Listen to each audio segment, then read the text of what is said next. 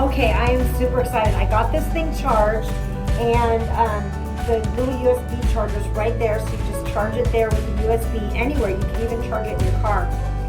The one thing about this is there's a little safety on the bottom, so I couldn't figure out how to turn it on at first, but it looks like there's like a safety on the bottom which you can turn, which is great for me since I travel, and a lot of times this thing's going to be probably in my luggage, so it won't accidentally get turned on, so that's pretty cool.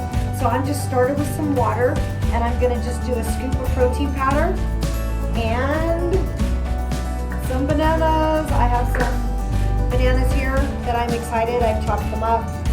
Throw some banana in there, which is great because a lot of times when I'm traveling, I have my protein, but I just have a basic shaker cup, so I can't add any ice or banana or anything to it. Then you just click that button right there, and it just gets going. Here we go. Twice. There we go. You know how to do it.